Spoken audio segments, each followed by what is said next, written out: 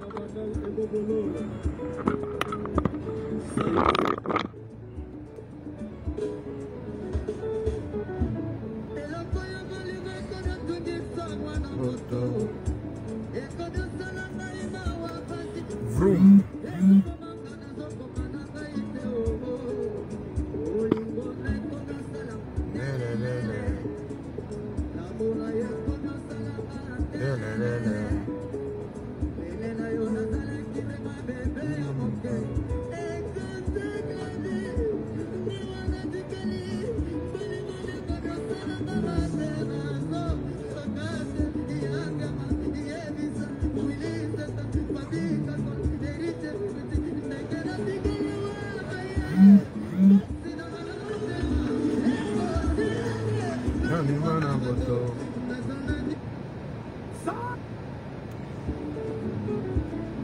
Bonjour, bonjour la famille. Bonjour la famille. Partagez le direct parce que ce soir ou ce matin même, c'est gâté. C'est gâté, oh, c'est gâté. Il y a ferrage.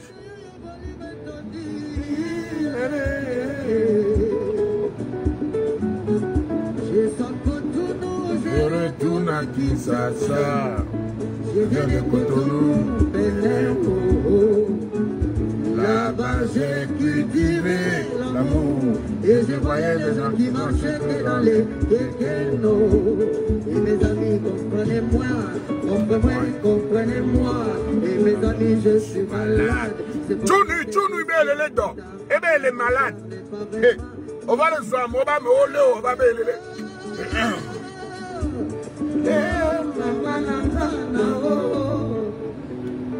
La famille. La famille,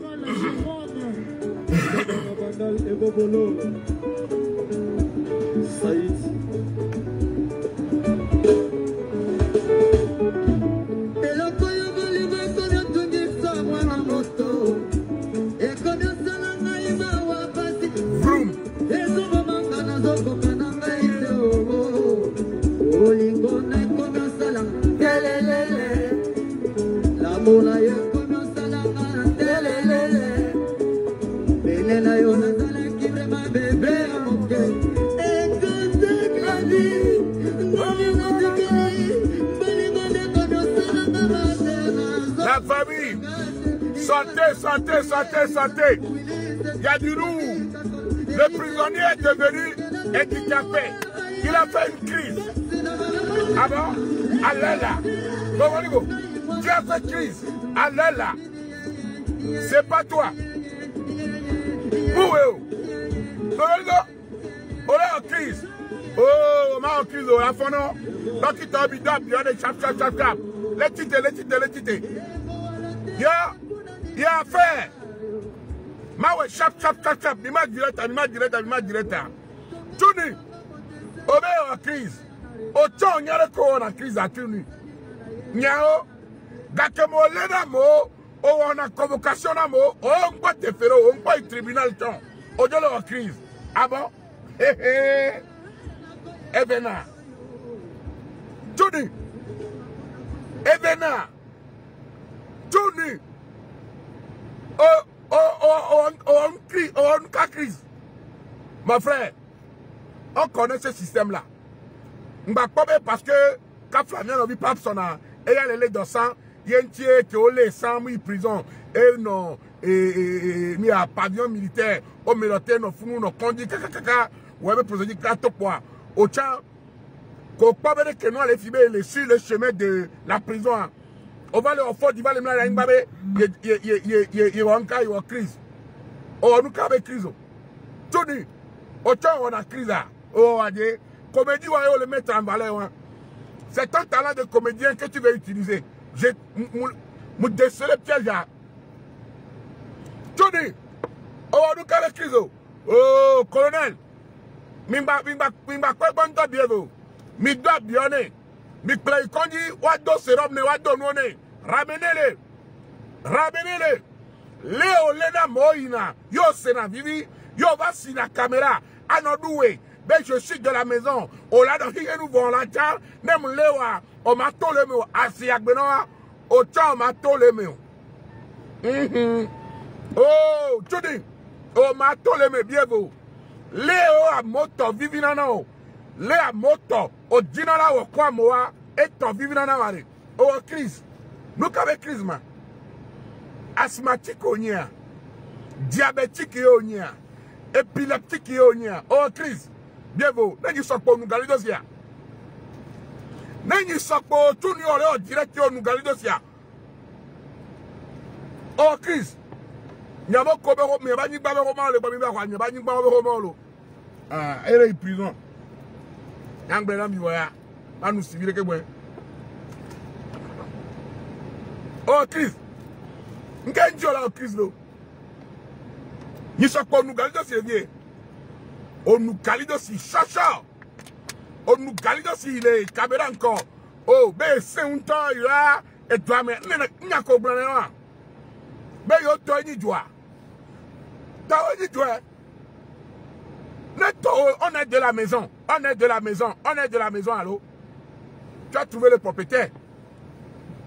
Comme en fondation dans la maison. Tony. Fono. Chap. On est de rébébé. Oh, crise. Mi plaît garçon, mi a crucifié la colline. Et la fono. Tu vas assumer ce que tu as commencé. On te l'avait dit. Je t'avais prévenu. Les chatons écrits dans ce pays. Au sort et nous, Watapolo en sort donc. Yo, ton affilé, et tu vas les tomber, et tu vas les tirer, tu vas les quoi. Autorité de Goubenga, ma tête pas encore. Et ouais, au troisième, on a la décoration, ta co, on a la relation. On a ouais. Wato retrait la décoration qu'on a, wato retiré. Erreur yo, non. On est les gars. Oh, Chris ka, asthmatique on y a. Tony. Oh, Chris. Oh, mon frère. Relève-toi.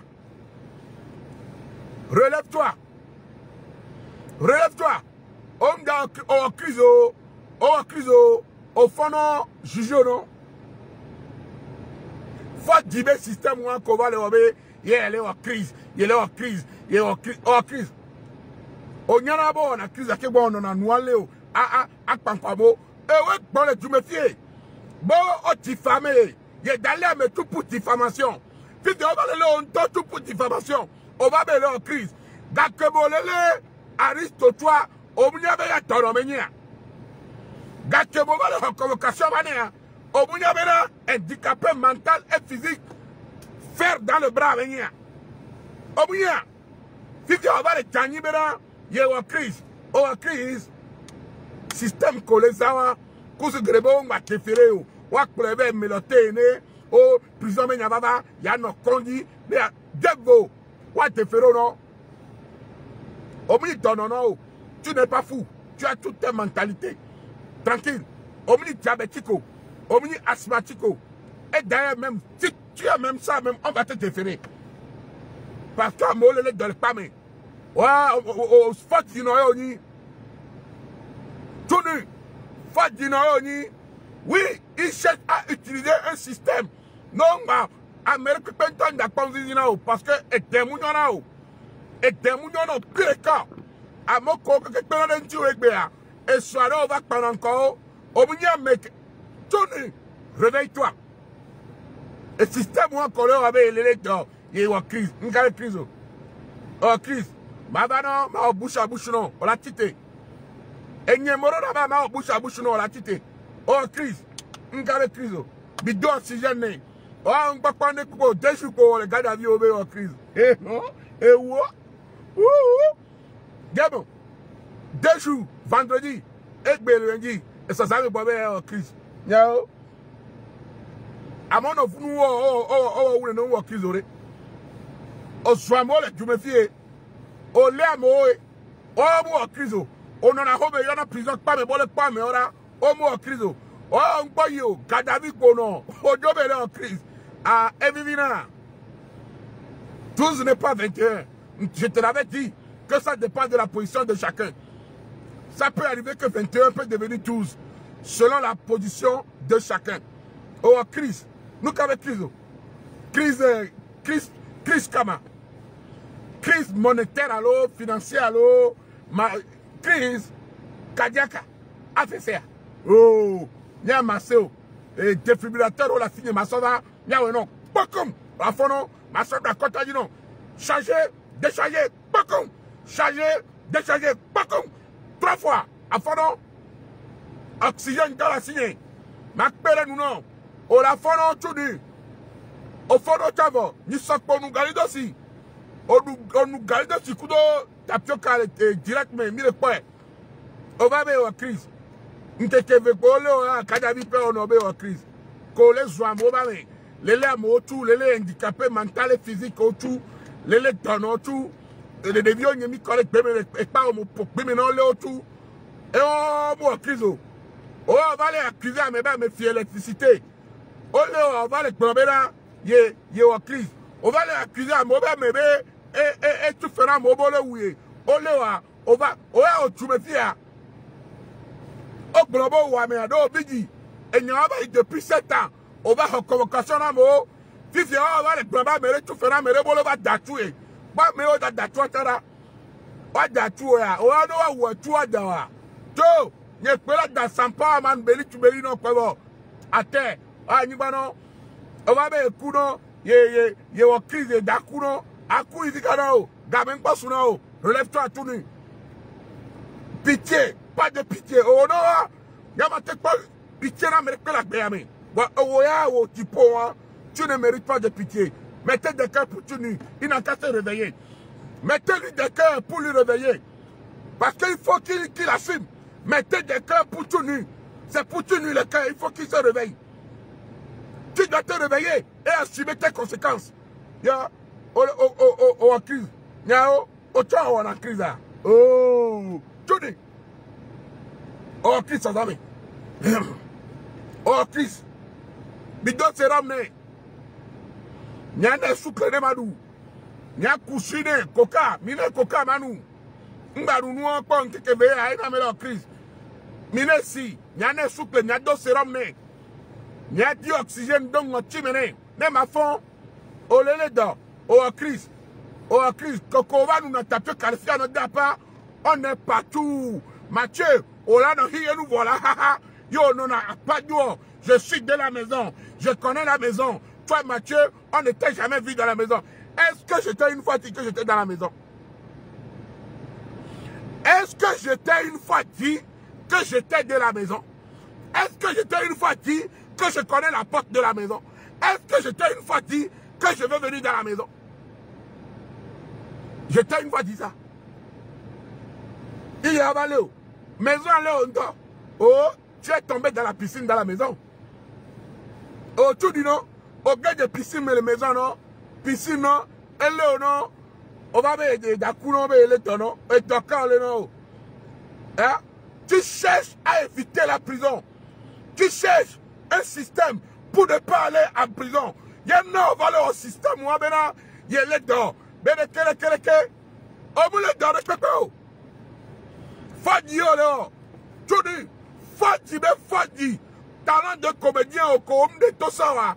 Fifi, on va les talents de comédien à to. Ben, les dents. On les d'accord. Et toka, on les a timbo et l'entua. A timbo et l'entua. Alors, et Massi est dans l'emponon. Mais Massi, tu vas dans l'emponon. Je suis avec Gabemile. Bien vous. Fono. Amenant à Yimba. On le reconnaissant. On va les habiller au blora menti. Au blora crise. Crise sanitaire. Covid de l'eau à l'ongalo. Tite non. Tout dit. Tite. Chaque. Mais répondre là. Un bêtement corona moba me bois. À mauvais temps. À mauvais son. À mauvais vie. À mauvais yine. Et t'oublies mauvais chouchou. Et mon d'acpata de chouchou. On va les blomber d'aouya. Mais on y va où. Et au Kéleda. À coûter ma blé. Waouh, on nous encore. Tout nu. Oh, crise. Fono. Dieu. Crise aux ala. Crise Dieu. Système yo le dit à ça. Monsieur le juge. tu ne le donnes pas le système Meleda. Na mere les filles système moi, mais là mais tout c'est le cas. Tu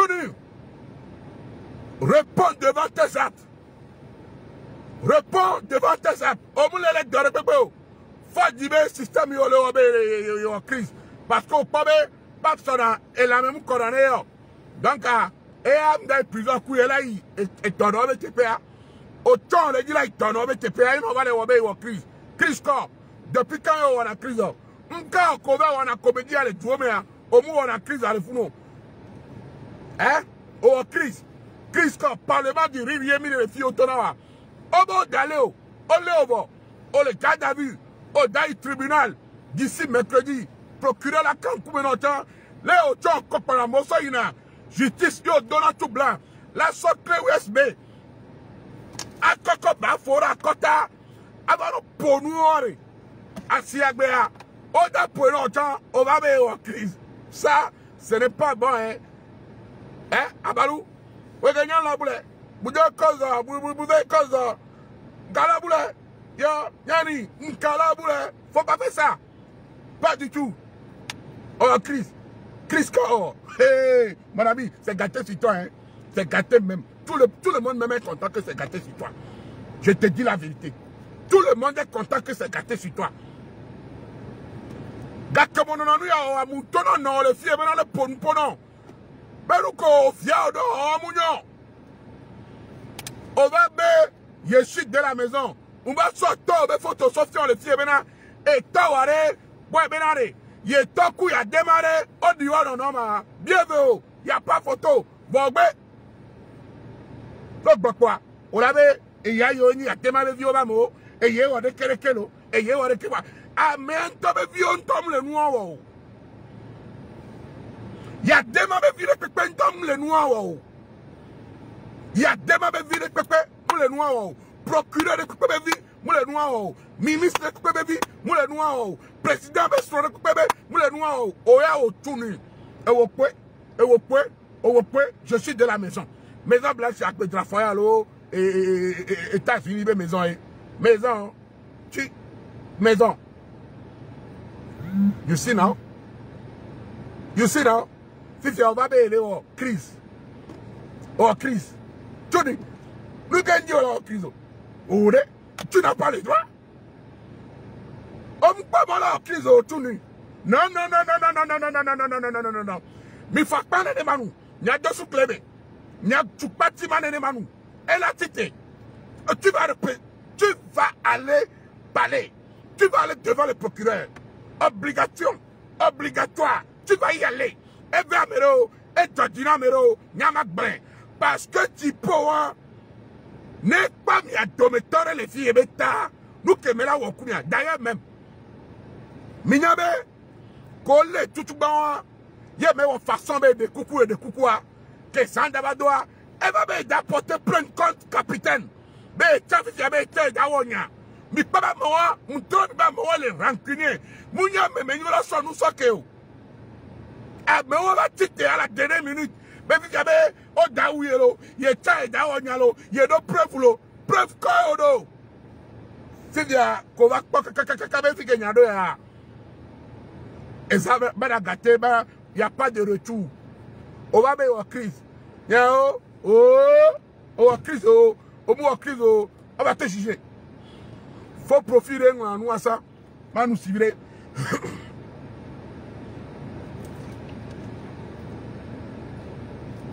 Faut profiter de ça, on direct. On va te juger. Et on va te juger pour nous. Faut profiter de nous. Parce que on va te juger. Donc, à les commentaires, tout nu, on va te juger. On va te juger. On va crise. On va te juger. Ya, et Gomere, tu peux nous communiquer sur Nyanyentia. Je parle personnellement de moi.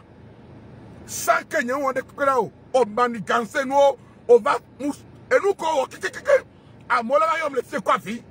De violayom solomé, cousine yolayom Sophie, Mbagbolo,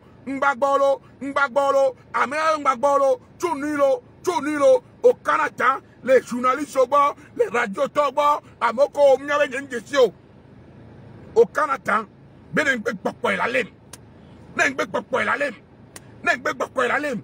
Ano Kataou. Tony. 28 allo. Ole ou non? Ole ou non? Où beras-tu? Où beras-tu? Au menacé à moi quelqu'un, si la mette non, au menacé si la mette le tu me fais car si une dame va te la pour un beau. Nous codons si coup si la mette nous codons si coup d'eau et amoro de gang yema no yo ben call fio. Nemi te si tu ni yo kemi le plan. Ame munye wa yela be obe e ole sa tu ni kemi le power. Tu ni wa kemi le power. Exemple, mi kwanu ke balo Badamasi. Dès que les quatre gens ont coup de Badamasi le Djumefie. Badamasi te va pour un peu. Badamasi m'a pour un peu. Tu ni dois bébé keke. Sok Badamasi doit dominer à mot. Ben yo on contrat. Badamasi doit galo. Mutuna ferayolo. Black Badamasi la fio keke. Au début on y a un croix. De tu ni keka. Mba biti be Badamasi me barabara Kemba sena tunu be nyawo game. Mais yo, nka Badamasi on no. Si kware tunu ezana problème. Tunu ezana problème. Ta maki tutulo. On va d'apparler fier. Mais ta maki tutu eni poison. Le Togo be shop bizame. Wa on to eni poison. Wo tunu. Tunu. On va d'apparler fier. Mathieu Baha Wedilo, Mathieu Baha, Togobe et artiste lo. Voilà Baha, artiste planétaire, capitaine Emmanuel chez Adebayo. Wedi Kudo Adebayo, mais quel est reconnu ou star ou non? Mais on la Baha, Adebayo Kudo Wedi, mais on la Baha. Si tu as un Baha Wedi, on va les bons. Vois bien toi, Bézier. Voilà le Baha, Emmanuel chez Adebayo. Yo va les confirmer, on les sait que, on s'en nous kakeo. On doit bien amener Baba Hatis pour l'étoile. On le non. On doit bien amener Baba Hatis Togotore quoi. Star Togotore quoi. Il est allé. Si tu n'as pas, on le chano. On le non. Bah on est quoi. C'est grave. C'est plus grave. Grave de la grave manière à la cotoscopique. Parce que pour toi, pere. Oledo, crise. Nyao, nyan to le fia diabétique muni, wa nyen pa crise. Tension ka donne pour nyen pa crise. O ba be crise. Ngendi o la crise wa. Ya. Mon vrai. Faut laisser ça. Faut laisser ça au tout faut laisser ça. On m'a en crise de pipo. Wa tite non. Tite, chap. Lève-toi, miaou, kaba, gamelei. Amono, non satisfait. Car, oh, Christ. Mouton, le me fie, nous, le gouvernement, et là, nous, avec des chameaux, au moment de quelqu'un, Bela, Parédioa. Tu ne verras personne. Parce que c'est la République qui est en jeu. Tu es en train de gâter l'image de la République. Tu es en train de gâter l'image des personnalités publiques. Toi, tout nu. En plus, tu as attiré Yoni. Nous, quand tu as méré la tête, là, nous avons les soldats garés, ben comme. On a dit les colonels, les commandants, les colonels, les deux, les bas, c'est quoi attiré Yoni. À soit à d'autres années à moment. Aïe, méré le téléphone. Abe, gouvernement, bah, mais avec 2 euros là. C'est quoi adhérateur? Yo dit, Togo Télécom, tiens, on a l'autre. Léo, Kakayo, va les blabena. Yo Togo Télécom. Yo, bon numéro 2. Yo, tona, ebe, papson, moutit, ebe, numéro 1. Avocat, yo, nia. Juge, yo, tout, yo, va les noms, mais boube, numéro 1. Autorité, yo, mais que non, adribo, avec yo, Togo Télécom, adhérateur, yo, ni. Parce qu'en aucun cas, maintenant, on est venu voir ne va faire me belle mais odoralo a me kitan so numéro na Togo Telecom de la pagna wa bo mi no la taxi tout ni la do blenya be nko manu sivire o ba be yele do e d'accord le atimbo le ntiwa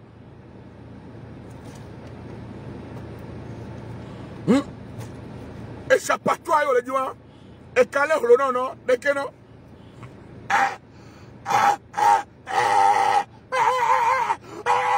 calé le non échappatoire collégial bien vous ndesele piège oh on le dit échappatoire et tout nu on le dit échappatoire ben à toi si tu veux éviter la prison on le top par tous les moyens Mingba temps, et ben téléphone a bloqué le Mbaya Menekoko, on le déféré. On va mettre les dos, et les dos, il y a une crise. On a une crise à ça. On y a une crise à l'entier là-bas, on sent que bon, on a un aller à mon toi. Crise à la sio, crise à l'entier, on sent que on peut bien les vieux, on y a mis Korebe et bébé pas mère. Crise à l'entier, on sent que on y s'entend, on le groupe, mais bon, quoi, mais il dit on n'est qu'à le groupe à mère. On va menacer à Mébé la poisson de la vallée. Chris. Et Gomere. Nous sommes le diolo. Tiza. Amea le groupe mais. Mikubile l'agnon noir. Obé à l'aller. Mais je suis de la maison. Obé à l'aller, mais je suis de la maison. Ben pas bon la l'agnon nous coup de. Et Gomere. Parce que nous bloquons. On l'a décoré. Obé mi wanulo. J'ai été décoré par le président de la République lui-même en personne. J'ai été au Parlement du Riz. Et puis après, on s'en bat les couilles. On s'en bat les couilles. Et puis après. Donc pour toi, si tu as été décoré par le président de la République, ça veut dire que tu as le droit de te permettre de faire tout à ton aise. Attends, qui tu te prends pour qui? Hein? Le roi m'a dit, oui, j'ai été décoré par le... Tout ça dans le but d'intimider l'officier qui est en face de toi. On t'a convoqué à Mohamed Sodabo.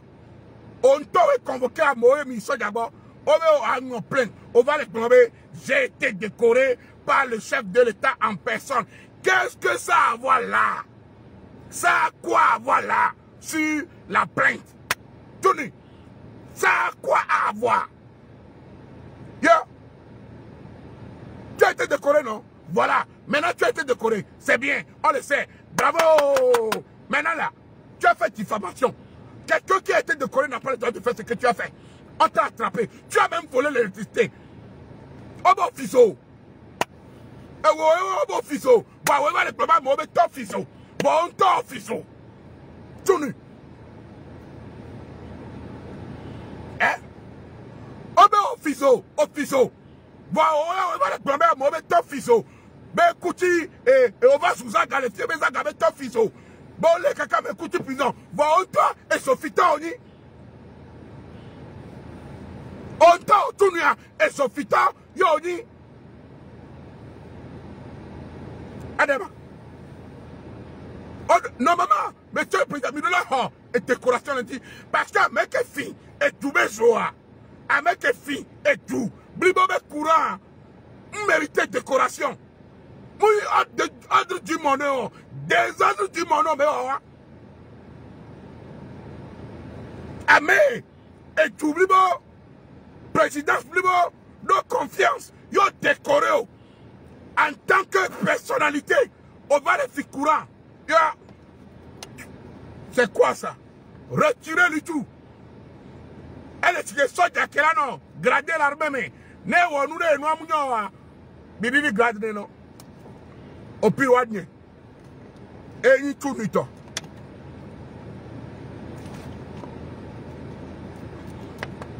o décoré bon fiso voleur d'électricité yo ni problème pour on affaire que toi problème pour on non blanc o la be oh, yeah, campagne Kuebega, ye plau Kuebega, over the Molwa, Omkan Reginayo, Leo Lano, Akbeo, no que la Sion, de que la tête à Molula Can Reginayo. Jamais, à coûter la sobi. Au Cameroun, on calme les dynamos, mais le président, mais quoi, n'y a un plein noir, qu'on va d'abord au côté Silama, et l'amour les monadio, au bas le cocrona ou nadoua. Et quand on sort les plaware, au dos bas plawa. Amele dos bas plaouna ou na yoa. Parti que veut over les plawanale, au moins parti en temps de fond, ou en temps levé dans le fond, au dos structure bien organisée. Au dos bas plaouna yoa. Au dos bas waouda yoa. Tout ça dans le but. Nema o masse, et nyenya menye, amoko le parti à ma omunyo, et nyenyo parti à wabisa me paye. Et on yarabe, ametome bleto, akpasato. Je te l'avais dit que tu étais déjà vomi, hein.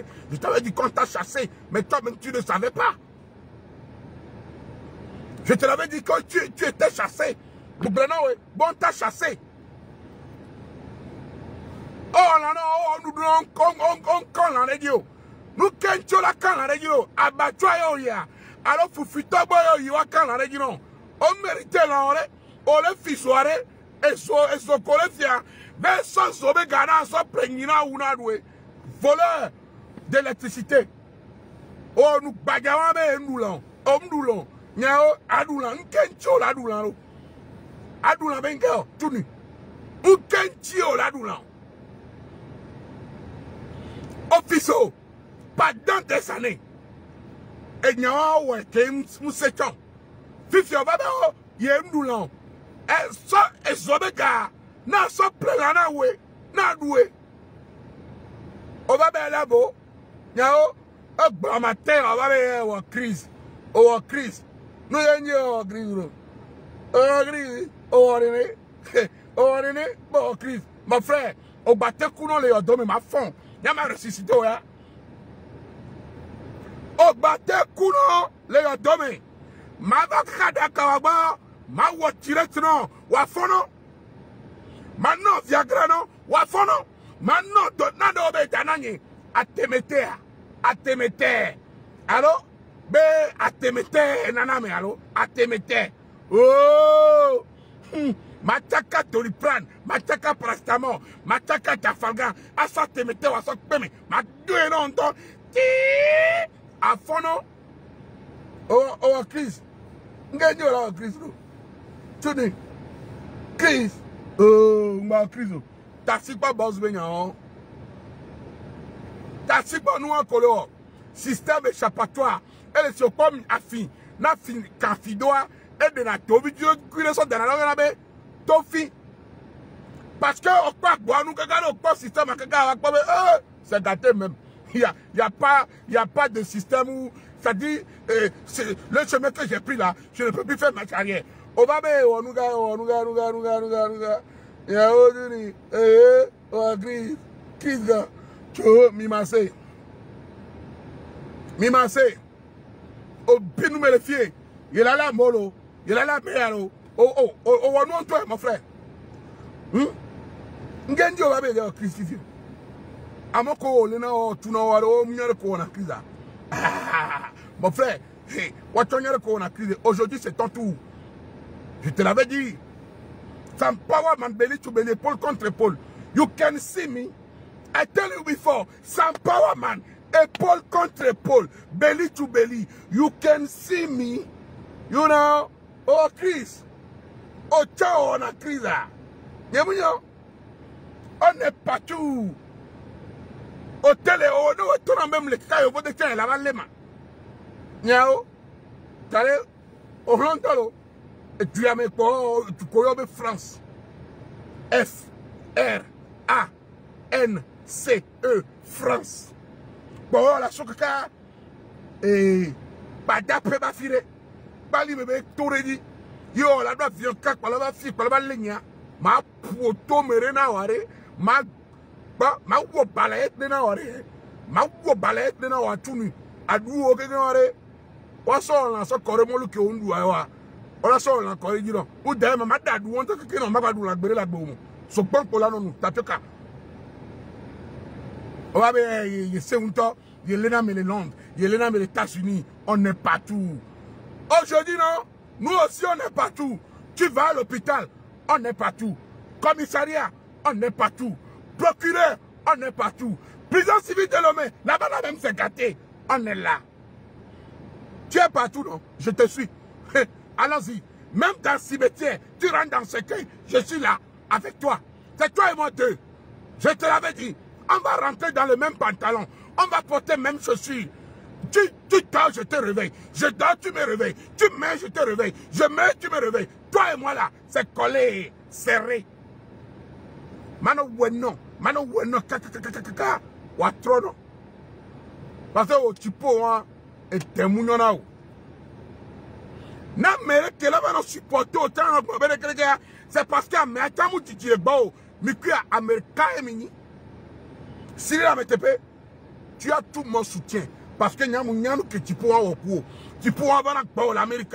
Nous qu'on est Jean Kaki. Nous que miwana c'est Kokoligo tout nu. Nous que miwana tout nu. Yo.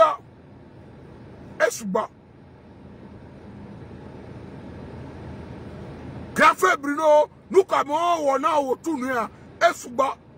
Voir au blâme, au salio, au tétrio, malgré qu'ils t'ont hébergé dans leur maison, que ce soit aux États-Unis, que ce soit en France, que ce soit à Lomé, des gens qui t'ont apporté leur soutien financier, relationnel, qui t'ont poussé à aller de l'avant dans ce que tu fais aujourd'hui.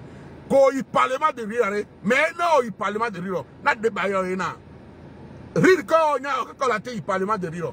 Oh, on te donne un mais la fait poser. Oh, mais il parle de rire. Rire. Oh, dégage là-bas. Parlement de rire. Mon frère, tu n'as rien. Et tu n'es rien. Et tu ne seras rien. Un enfant de pauvre doit reconnaître qu'il est un enfant de pauvre. Ma ouvert nous. Et c'est amiré non. Et poussé au raffiné. Mais tu as pris l'occasion, au lieu de faire des bonnes choses et de poser des actes positifs, tu n'as fait que poser des actes de méchanceté, d'ingratitude, de façon malhonnête. Tony, réveille-toi. Réveille-toi.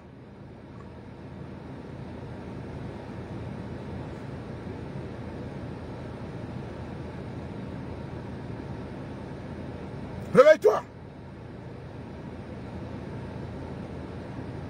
Pas Fono. Fono.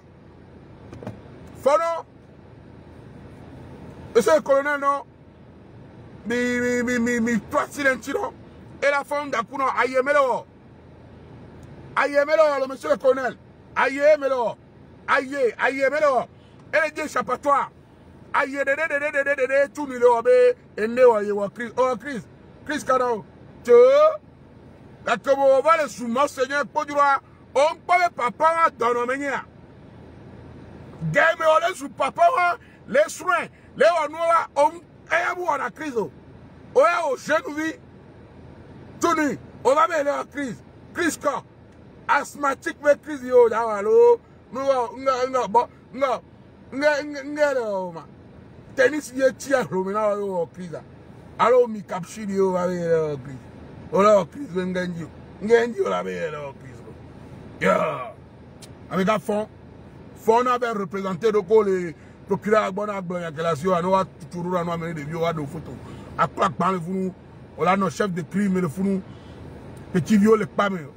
On a Hoto Mirea, on a Coco Mika, on a Coco Mi, à Coco Mi, les pâmes. À Coco Mi, les pâmes. Autant les Djoumefié, à Monto, Dio, les maisons, les vrais propriétaires de la maison qui sont nés dans la maison.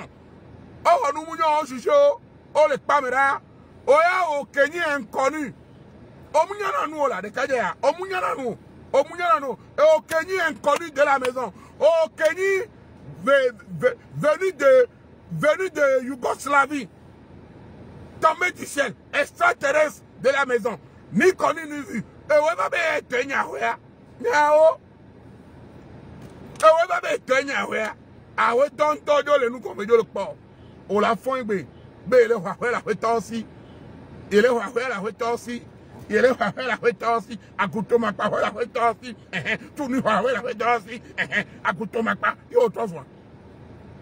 À tonton, amere le se wa benko min je si ocho mim le pa o a weton tole mim le se wa benko mim je si o ya wo kete wo kenyi enfant perdu sorti de nulle part extraterrestre de Yougoslavie qui est tombé d'un volcan de Palimé d'un coup avec des chaussures et nous aussi dans un coup mais aussi génération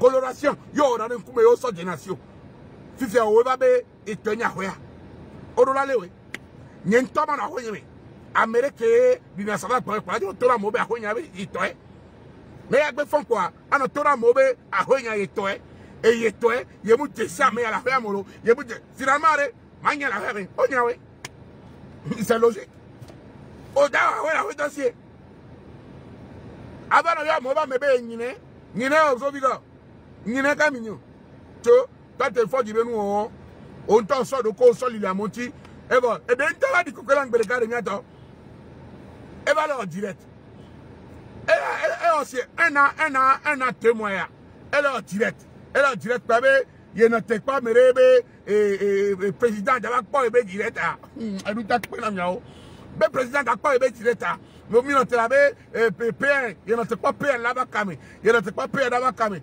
zare pa et ça autorité doit dominer mo le moadi be amo juge finaniba procureur on a keleke avocat on a keleke bodola leo olalo e bo sare pe be a evo ameke le di be la pa direct aba me aba po aba ces garçons là même tu nous prends comme des chimpanzés du Congo ou quoi au Bunabe et Miniso Congo allo il y a Yukos tu nous prends pour qui Atirata oh non maison Kenny maison ni Tawari tu vas retourner dans la maison aussi na me wonu les maisons mais nous on punir et Victor récupérer mais fi wonu ye munyo wa o punir donc asi agbere o ya mu Victor on y a vraiment inconnu tu es un inconnu tout nu important d'intio a mama a sigbalo leva a mama la batrojo a mama leva a mama la batrojo a mama la leva la tedama be buba fo we toy be ka to na ba fo ni to we be ka to na we nya o enfant de pauvre enfant de cultivateur o gbe male bena akbeli ko anyigba o na o géomètre o benu no pa no da pa le fie be d'aller à Motu so John to le tuyame commandant spécial général o ministre o nyam se pa et kafa ministre de l'intérieur va glober e amere suye ye d'aller nyen se pa ministre va glober amere nonu ya ye aller nyen se pa président va glober amere onu ya ye aller o me podo le na ma to e fio bi ndo onima ame po ojo le na yale aguta onya yo na no lele nu ti fidi over so on to sole ko so on to sole au lieu d'assumer ta responsabilité on va les tomber yeah ye wa crise yeah o crise mba o crise lo mi kusi koreji nyada ido kore nku menene ma fon o la fon oh la fond que oh la fond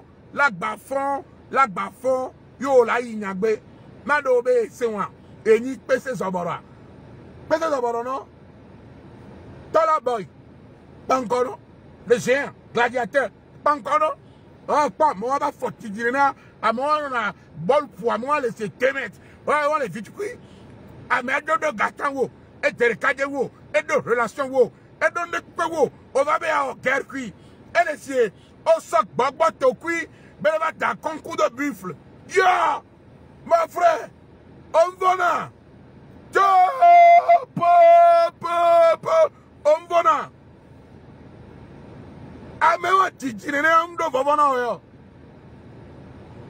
amewa tijirene mudo vona o o nu o patale si nyamunyo Jean no ba shaobe e domenene enu e wale baga obe akpenya kwa mo wa wanya tan ko dale pe kere ogole nya to di ke gbonare on peut comprendre Attention de pour toi les dada.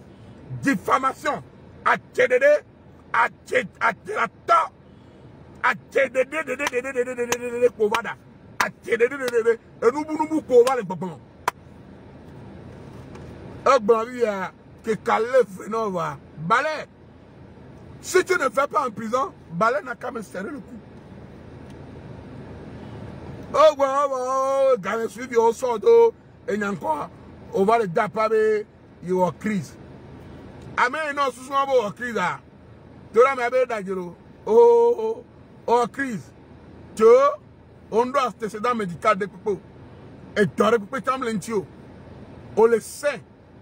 Saine, propre, on nous a calido si be chegbe, on la beno, à 100 euros, on le signe en prison et on la trouve non, on peut y conduire à l'eau, soit les crapes pour 16 ans, on va te ramener à la vie, tu n'es pas mort. D'ailleurs, ce n'est pas que tu es tombé dans les pommes, à 100 euros, on va les rober en crise. Wado, capitaine, mais en crise, on t'a basé en garantie. What do you kekene? Ne matrofon, ya tuturola. Capitaine, s'il te plaît, et en crise, moi en crise, mi clinique, ou soigner, non soigner, voilà. On revient à la case de départ. Voilà. Faut dire nous que me l'obé à Sassidoua, l'état de nous, moi en crise de Pepo, à Zanoé. Azanoé. Bon, bientôt, et donc à tout nu et va la crise. Mais il y a ceci, il y a ce maintenant, gapa me yi. Cousin que revena, wa dossier médical nae, ne yengba yi pame. Elle dit wa dossier médical nae, ne yengba yi pame. Comme ça même nous là ba déféré étant, il y a non au moins, il y a un hôpital militaire et dans notre. Donc à nos founois méloté derrière founou, il y a nos dounou. Yano l'aise, c'est faux. Et nous et pas là, Kafla. Président Tom Fofo, nous n'avons pas non. Et Kevakan, non. Nous n'avons pas non. Je t'avais prévenu.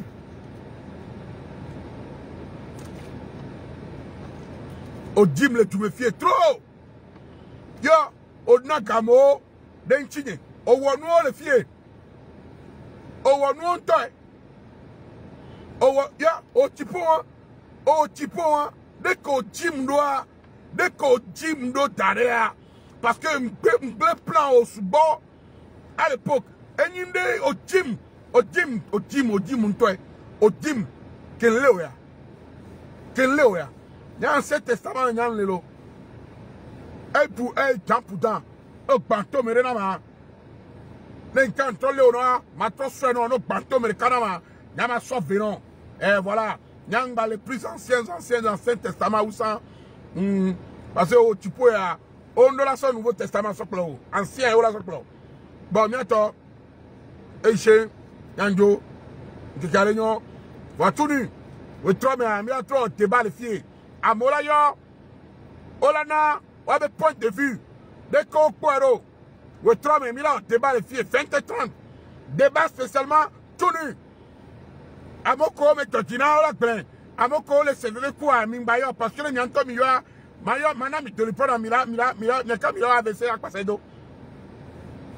Ce soir, spécial, tout nu. Hey, ça va gâter même. À la cour spéciale, ce soir, tout nu. Mawalo, même pas, n'y avait pas, j'ai dit. Donc, préparez-vous pour ce soir. La famille. N'tekereyon. Ciao, ciao. Merci, Nambo Kokona et toi là. N'ayez Kokona, n'y avait toi de nous en rolo. Voilà, Nambo na et toi là. Merci, Nami. N'tekereyon, Nami. Tout nu. Fono Kabakabane, wa Sokufiano. Fono Kabakabane, wa Sokufiano. Oma, tike voilà, be, Idakuno, Akuno, Okuna Gane, Odakuno, Fodino, Odakuno, ole, pas le vieux bon, n'est pas toi. Onkuno.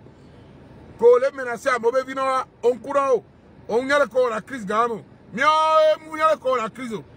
Comme menacé dans les fiers. Là, on voit, aïe, moi le téléphone, l'Amérique. Mais non, Baba, le mien, il a Léo. Il a Léo. Il a Léo. Oh, la crise. Oh, bon, la crise. Si tu vas tomber, on va payer la crise. Crise sanitaire. Mbio samenare. Asthmatique au nia. Diabétique au nia. Hypertension de l'emponoa. Cancer l'intioa. Et toquer l'intio va payer la crise. Oh, le vent là. Oh, non, crise. Oh, bien, il doit say, il doit tranquille. Na onya. Na dobe wana nyantoa. Bela me penya kuya ontora le mewa. O penya kunya video o babe o crise. Na we tora le fiebo no penya kuya o madu chikbere o. O da fonu de ji ena o kana tan. O da fonu de ji yena o kana tan be no penya kudo ya. O ma tole me gbere o. O penya na nya o be pena. Agbo edogo we. Agbo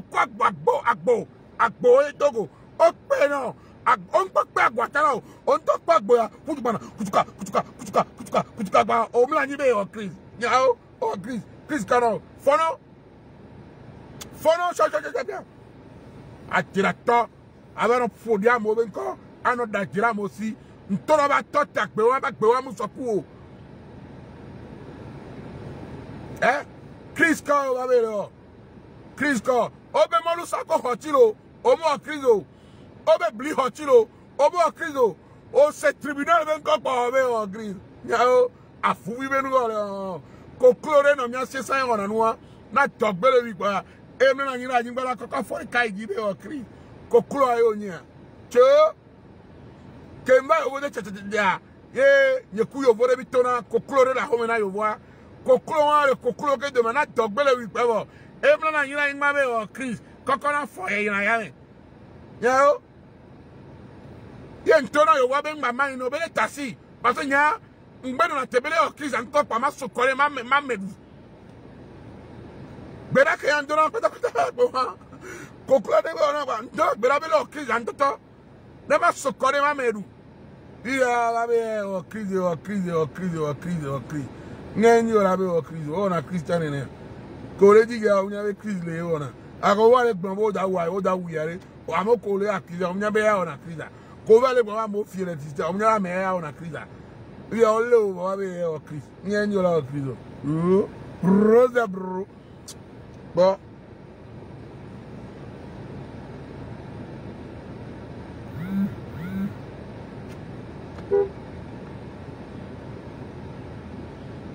o crise nyenyo la o crise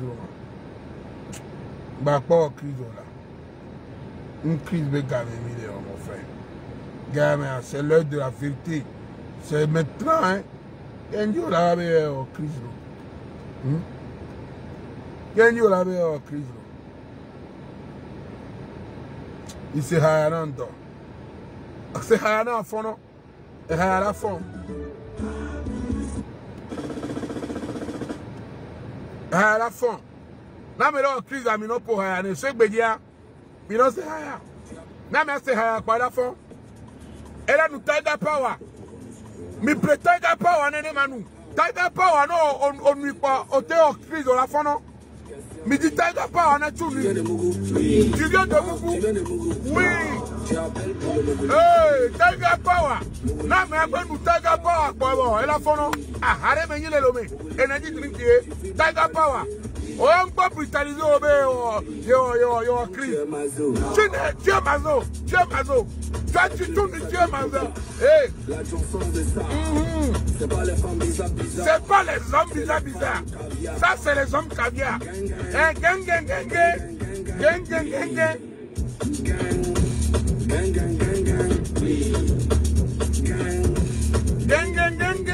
Monsieur Pierre. Bama Santisco, c'est pour poser question, oui. C'est pour témoigner. Allô? C'est pour témoigner. C'est pour savoir si tu es dans la cage. Oui. Il est dans la cage. Oui. Est-ce qu'il a fait une crise? Non. Il a fait semblant. Question, oui. Tu veux de Mugu? Oui. Ah, ou bien tu veux Mugu. Tunu. Si tu veux Mugu, on va t'amener une femme, tu vas Mugu et puis tu vas te relever.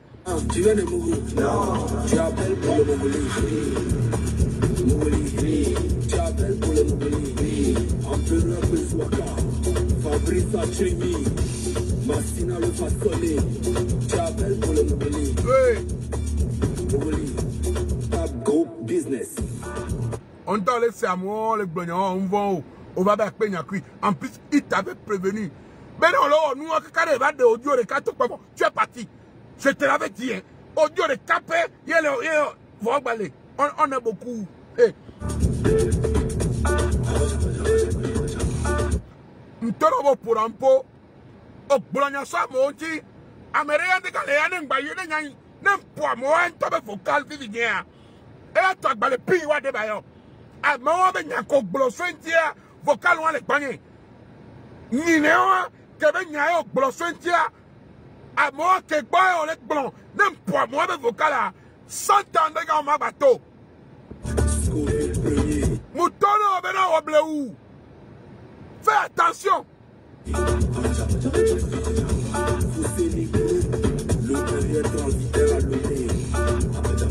Vous savez du groupe, mais transité à Lomé. Non, ma soeur tout nu, ma soeur au colis, ma soeur d'oda, yo la dédouane, ma soeur d'oda Ghana. Ali Adamou, Big le pétrolier. Mowgli, tu appelles pour le Mowgli. Oui. Mowgli, Adama Souré. Mowgli, Fabrice Awignon. Mowgli, Emma Lolo. Mowgli, Kouchamo Chic. Mowgli, Emmanuel Adebayor. Emmanuel Adebayor. Emmanuel. Oh yeah, maybe Emmanuel. Emmanuel. Emmanuel. Oh yeah, how? Oh yeah, maybe my apostle Chong gonna be turned. They don't gonna be turned là. Et tu es on a déjà gonna be turned Emmanuel. Alors ne ngave gonna e de vous ngore ko bizarre vous me gonna be turned. Oh yeah, maybe Emmanuel Adebayor on voit. On va on kume padawan be totuni. On doit le dire Emmanuel Adebayor. Ame douangomo. C'est tout nu. Tu vois pas la différence.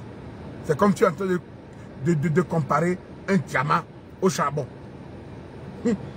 Mon ami, tu n'es pas normal. Mowgli, Samuel Eto'o.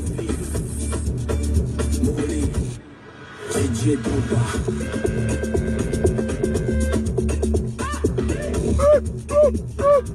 Il est dans la cage. Il a fait semblant de faire la crise. Relève-toi. Relève-toi. Relève-toi. Relève-toi. Hey.